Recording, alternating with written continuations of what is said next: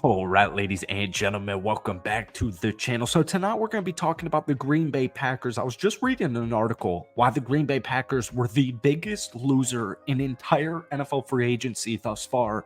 And it was because of the Josh Jacobs pickup and the loss of Aaron Jones and the addition of Xavier McKinney. Folks, whoever wrote that article is so wrong. And if you don't think the Green Bay Packers got severely better for even right now, but especially the long-term future, well, I'm going to break it down to you exactly why. Guys, we have to keep in mind here, the average age of the Green Bay Packers last season, they were the youngest team in the league. They were the youngest offense in the playoffs since the year 1970 with the Bills. Their average team age is below 25 years old. And we just spent a record $118 million on the first day of NFL free agency. Dude, you look at the offense.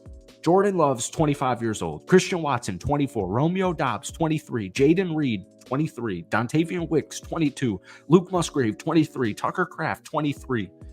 Aaron Jones is 29 years old.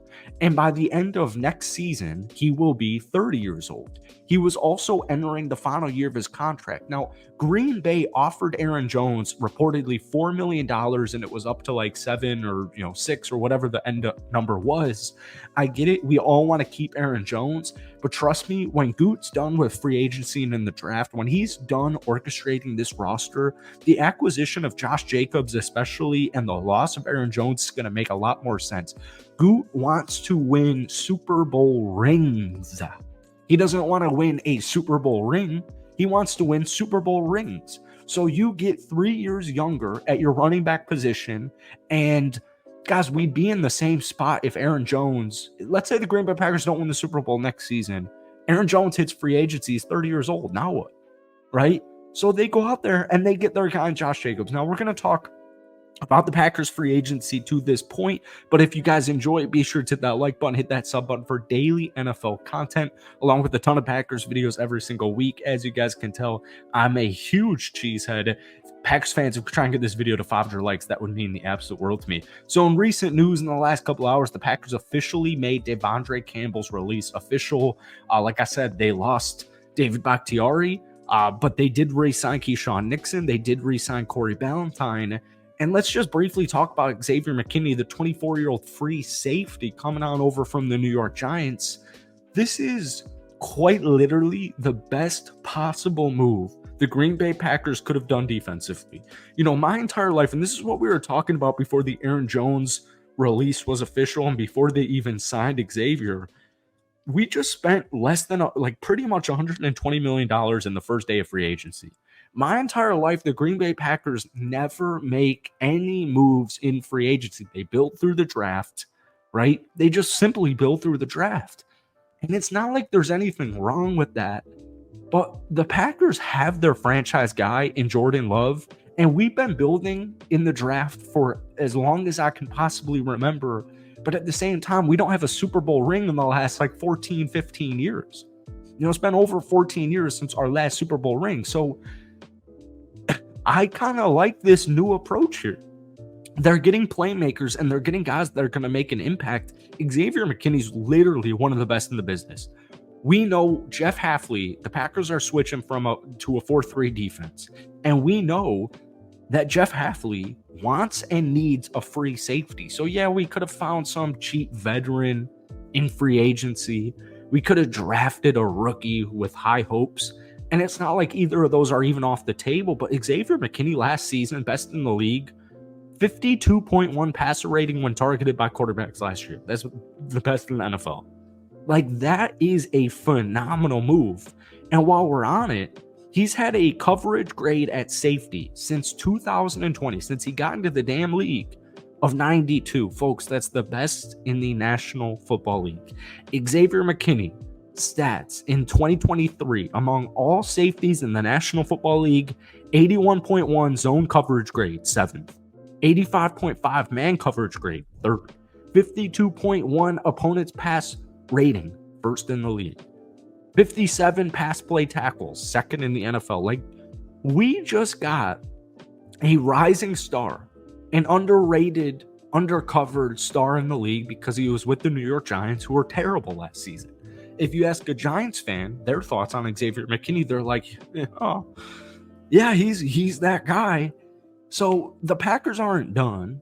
They're cutting loose older guys like David Bakhtiari and Devondre Campbell, who just they have a ton of money. They're getting a ton of money this upcoming season. They're on their way out in general.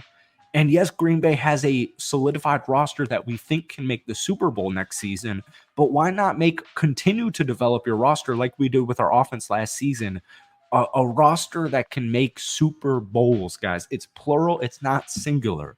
Now, Josh Jacobs, really quickly, the dude got ragged on. This move got so ragged on because he averaged a career low in yards per carry last season. Folks, the Las Vegas Raiders offensive line under Josh McDaniels, folks, the Raiders offense under Josh McDaniels was terrible. I cover the Raiders on a separate channel. Like, they were, as whatever you're thinking, Josh McDaniels' tenure was with the Las Vegas Raiders, times that by 10. That's how bad it was. Nobody was doing well except maybe Devontae Adams. When Aiden O'Connell, the rookie QB, comes on in here, things did improve. But Josh Jacobs, unfortunately, ended up getting injured for the final month of the season. So Zamir White, their backup running back in year 2, comes on in, does his thing, and it's like they're moving on. They're getting younger as well. Josh Jacobs in 2022 was the best running back in the National Football League, folks. He had 1,653 rushing yards. That was first in the league. He averaged 97.2 rushing yards per game. That's first in the league. He averaged 4.9 rushing yards per attempt. That's first in the league. He was a first-team All-Pro running back, and we're going to pair him up for the next several seasons, 4 years to be exact, with Jordan Love. And Jordan Love in the second half of the season was probably the best quarterback in the NFL. Like, I'm not even kidding. He was probably the best quarterback in the NFL. Now, once again, Green Bay's not done offensively. I still anticipate they are going to sign a veteran-esque running back, not named A.J. Dillon. A.J. Dillon's certainly gone. I think that's for the best of all parties here. Guys, Jordan Love in the final month or the final 2 months of the season, 269 passing yards per game, first in the league. 18 touchdowns, 1 interception, second in the NFL. 112.7 passer rating, second in the NFL. Like, the Packers are orchestrating their roster because we realize that 25-year-old phenom Jordan Love is a gamer. And the dude is already a star quarterback in the league. And he looks like a franchise quarterback. And he looks like a superstar quarterback. So you got to continue to build around him. And you got to get younger. You got to get younger because veteran free agents are always going to be available. Now, that's it for today. It was kind of a little bit of a rant to all the Packers naysayers and free agency. But I hope you guys enjoyed it. Hit that like button, hit that sub button. We post a ton of Packers videos on this channel. But guys, give me a grade rating on Packers free agency thus far. Let me know. That's it. Peace.